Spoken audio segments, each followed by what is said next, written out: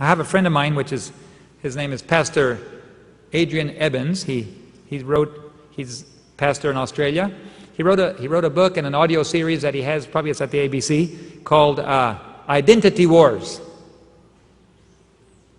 And he has a webpage called maranathamedia.com.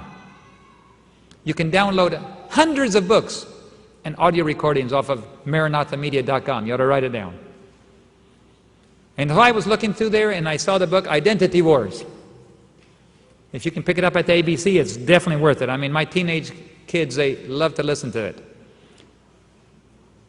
Adrian sent me a copy of all the MP3s so we can listen to them. He sent me, you can download 3 chapters off of the webpage. But when I told him, I put them for my boys and we listened to them for worship in the morning, he said, let me send you all of them. And he sent me all of them. And we put them on in the mornings, and my boys will sit there and they'll listen to that. I said, if teenagers like this stuff, if they can listen to it, or something interesting, if it catches their attention, we need more of it. And so, Identity Wars, in summary, is who are you anyway? When Jesus was baptized, his heavenly Father immediately identified him and says, behold, my beloved Son in whom I am well pleased. This is my beloved Son. At that moment, he knew who he was, even though he knew before, but this time it was confirmed. Okay? His identity is the Son of God. Then he went out to the desert for 40 days.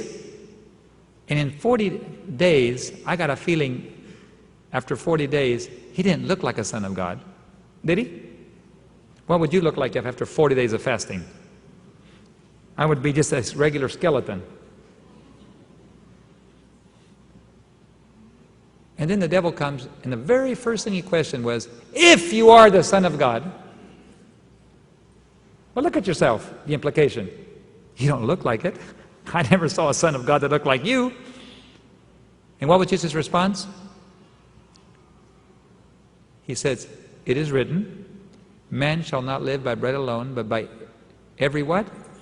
Word. What was the last word he heard? This is my beloved Son.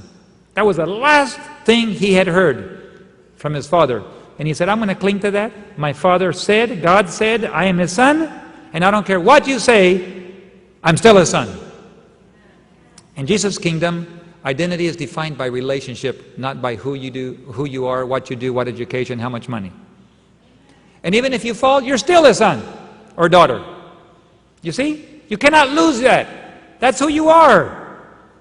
But in Satan's kingdom, you have to work. It's who's more powerful, who's stronger, who can command more, who can control more. That's the way and you can fall out of.